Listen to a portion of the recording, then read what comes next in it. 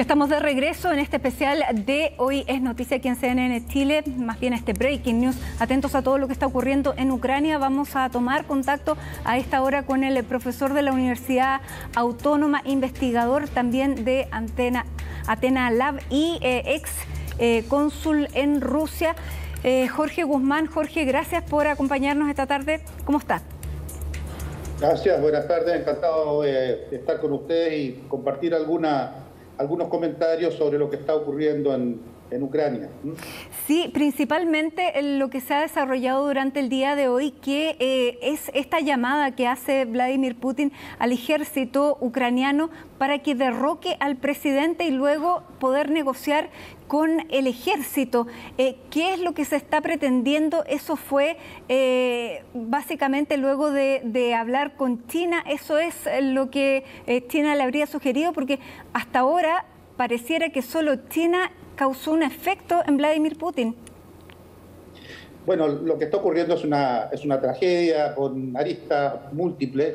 Por supuesto que la invasión rusa a un Estado soberano, a un país miembro de Naciones Unidas, un país al que además formalmente el año 96 le reconoció sus fronteras, es evidentemente una tragedia desde el punto de vista del derecho internacional, por supuesto, pero más aún yo pienso desde el punto de vista de los derechos humanos, porque la otra noticia del día es que ya comenzó a ocurrir este flujo de refugiados de guerra que está, ¿verdad?, caminando con niños y maletas, lo hemos visto en distintos conflictos, hacia las fronteras de los países fronterizos en Occidente, fundamentalmente hacia Hungría.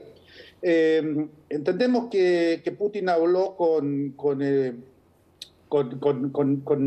gobierno chino y que este le habría aconsejado el diálogo. Era difícil que le pudiera aconsejar algo distinto, porque en realidad el precedente que sienta en el sistema internacional la invasión masiva de Rusia a Ucrania tiene enormes repercusiones en todo ámbito, políticas, por supuesto, y por supuesto legales. Ahora, lo que ocurre también es que Putin poco a poco se va a ir quedando aislado, no solamente porque Occidente, Europa, Estados Unidos, sino que también los aliados de Occidente, y ahí Chile debería hacer un poquito más, le van a cerrar la puerta. Y eso significa que no solamente se va a ver afectada la economía rusa, sino se van a ver afectados los intereses de muchos de los oligarcas rusos en países de Occidente, particularmente en Europa y en algunas ciudades importantes de Estados Unidos. Lo que usted plantea, es decir, que Putin le pida al ejército ucraniano que derroque al gobierno democráticamente elegido, no merece comentario. Es decir, es realmente increíble que el jefe de Estado de un país le pida a las Fuerzas Armadas del país vecino que derroquen a su gobierno para que conversen a ver cómo llegan a un acuerdo. Esto está lleno de tragicomedia y es parte de la manera de ser de Putin, que a esta altura evidentemente no solamente está para el estudio de los especialistas en relaciones internacionales, sino para los especialistas en los estudios de la conducta humana, porque la verdad es que la forma en que se ha manejado todo esto, la manera en cómo todo esto se le ha ocultado al propio pueblo ruso, es realmente para los especialistas en conducta humana. Sin duda, sin duda. Bueno, vimos durante esta semana cómo actuó él frente al jefe de su inteligencia, de los servicios secretos, de una manera bien cruel, siendo una parte de su equipo, y demuestra la frialdad que tiene, el que le importe bastante poco humillar a una persona de esa manera, siendo además sabiendo que fue un video que se editó por parte del Kremlin. Bueno, eso pareciera una anécdota frente a todo esto, pero esto quiere decir, Jorge, que no solamente quería desestabilizar, entrar en Ucrania, sino que quiere apropiarse de Ucrania, poner a un gobierno o un gobernante títere a sus intereses y permanecer en Ucrania? ¿Esas son las intenciones más allá de la zona del este a la que le había reconocido la independencia a estas repúblicas separatistas? ¿Es toda Ucrania el foco de interés ahora para Vladimir Putin? Porque a medida que vamos viendo lo que hace, vamos viendo más o menos cuáles eran sus intereses reales. Dos cosas. Primero, en relación a la manera de tratar Putin a sus cercanos, es una manera rusa de hacer. Yo, siendo diplomático en Rusia a comienzos de los 90, lo vi varias veces cómo un superior trataba de una manera mucho más que cruel a un subalterno, incluso si el error era propio. Es una manera de hacer, y yo creo que Putin al respecto cultiva esta imagen de implacable porque no quiere que se le compare, por supuesto, con Gorbachev, a quien él culpa del fin de la Unión Soviética, y ni menos con Yeltsin, del cual es hijo del sistema de Yeltsin. Ahora, respecto de las intenciones, digamos, de largo alcance, yo creo que hay que referirse al discurso de Putin el lunes, cuando explicó por qué reconocía la independencia de estas famosas repúblicas populares de Luhansk y Donetsk, que es la región de Donbass, que ha estado, ¿verdad?, sometida a una verdadera guerra civil durante los 8 años. Lo que Putin plantea, en definitiva, es que todos los habitantes de ese sector de Europa, de lo que él llama el suroeste de Rusia, son rusos. Racialmente, desde el punto de vista de la fe religiosa, o en el peor de los casos son de cultura rusa, y en consecuencia él niega que Ucrania sea una nación. Incluso él sostiene que antes de los soviets, antes de 1917, Ucrania no existía como Ucrania, sino que era una provincia del Imperio Ruso, lo cual es falso, porque incluso el Principado de Kiev es anterior a Rusia. Entonces, todas estas falsedades, todas estas autorreferencias, todas estas inexactitudes sirven en definitiva para justificar un proyecto geopolítico que, al menos hasta donde lo conocemos, pretende reconstruir las fronteras de la Unión Soviética el 31 de diciembre del año 91.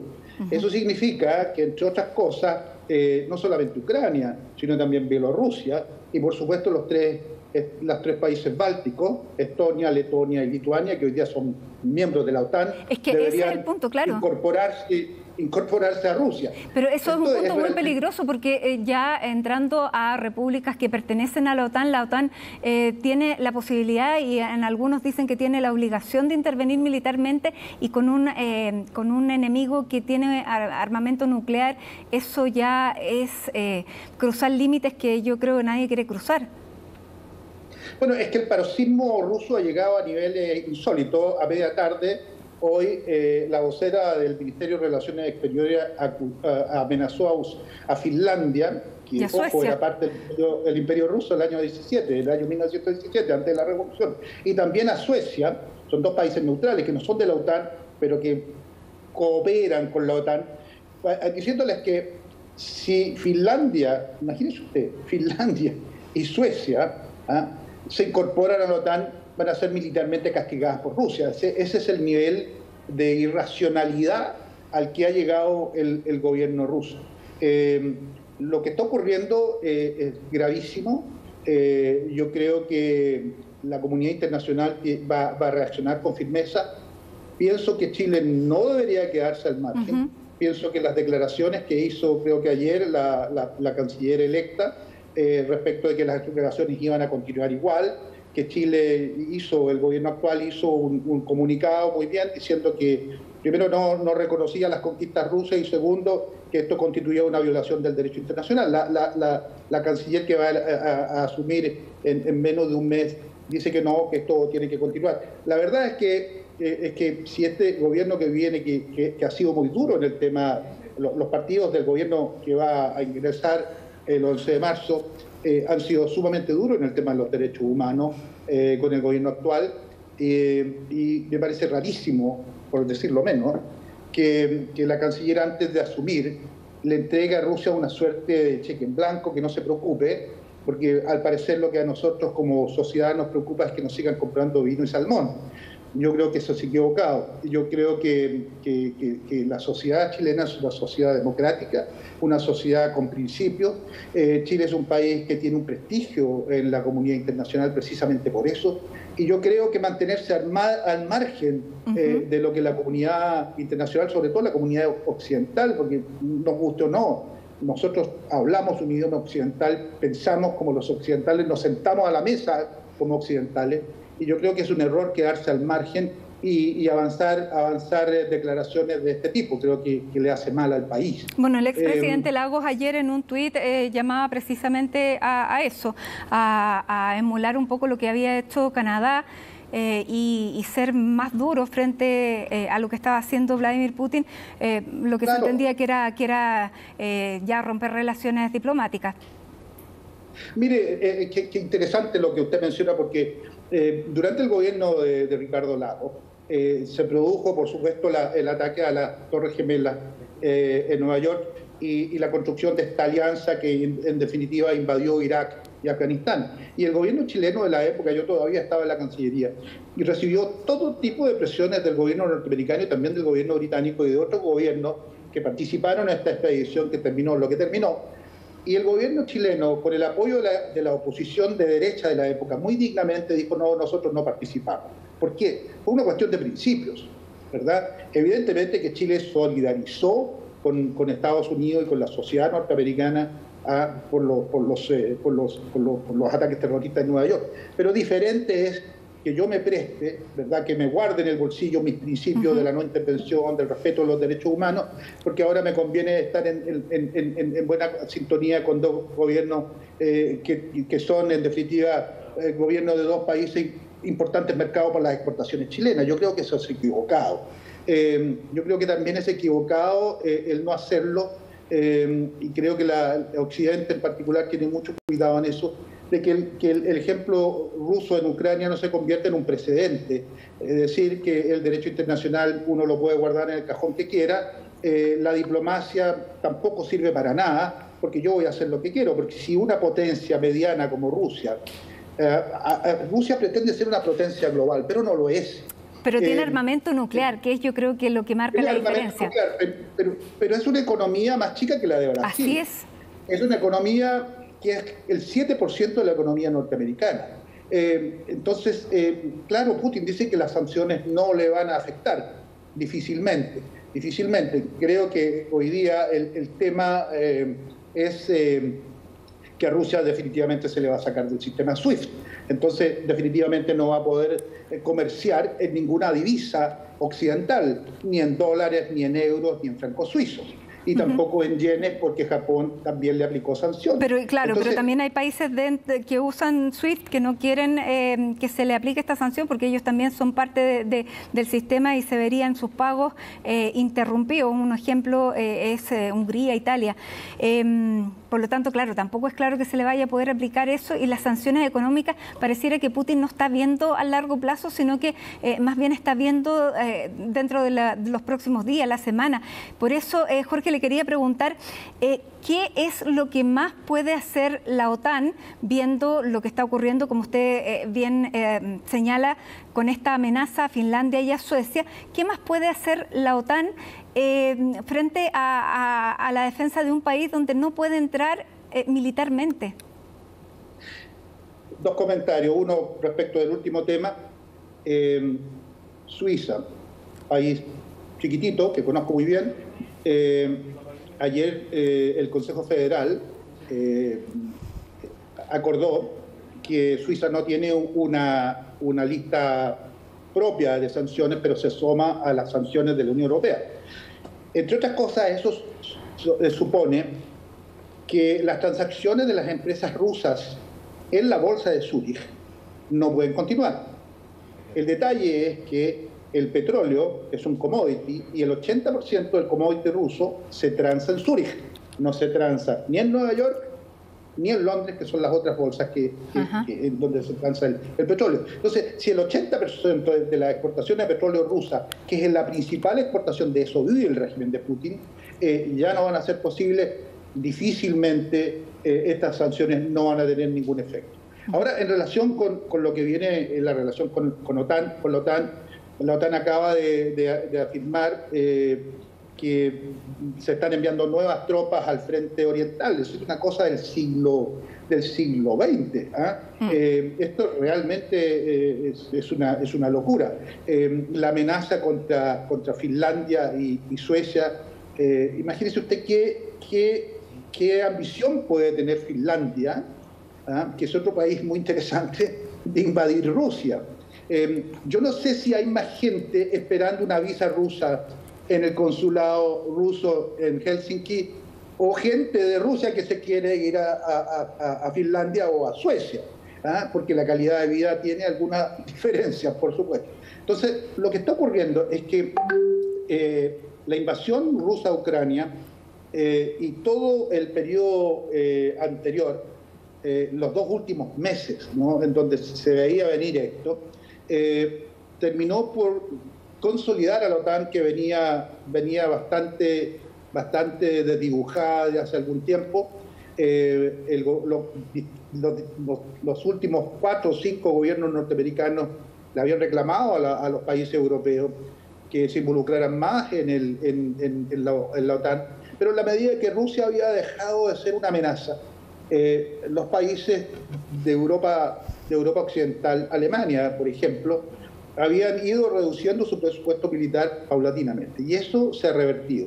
Entonces, el gobierno alemán también, que al principio no quedaba claro si se iba a sumar a la línea dura que querían los británicos y los norteamericanos, fue el primero en negarle la licencia al gasoducto, el Stream 2, que eso sí que efectivamente es como si usted le prohibiera a Codelco hacer negocios. Entonces, esa es la magnitud de las sanciones. Y en el ámbito militar, por supuesto que desgraciadamente entramos a un nuevo periodo de armamentismo, así va a ser. Aquí se está construyendo un nuevo muro, una nueva cortina de hierro, la está construyendo Rusia, otra vez. Y es trágico, porque la verdad es que el mundo que habíamos vivido desde el fin de la Unión Soviética era diferente. Era la época de la canción esa de los vientos de cambio, ¿verdad?, de fines de los 80, en donde todo el mundo creía que Rusia se iba a transformar en un país europeo, que iba a asumir la cultura europea sin dejar de ser rusa, por supuesto, y eso no ocurrió. Y eso no ocurrió, entre otras muchas cosas, fíjese usted, porque los culpables son muchos, y entre esos yo pienso que están las grandes transnacionales occidentales. ¿Se acuerda usted del capitalismo salvaje de que se hablaba a fines de los 90? Sí. Bueno, Jorge, en parte esa reacción es lo que sostiene a Putin. Muy bien. Le queremos agradecer, Jorge Guzmán, este contacto, este análisis como un ex cónsul en Rusia, en Moscú, conocedor también de la idiosincrasia de esa parte del mundo y profesor también de la Universidad Autónoma. Gracias por estar con nosotros y hasta cualquier momento. Gracias por la disposición. Gracias, hasta luego. Que esté muy bien.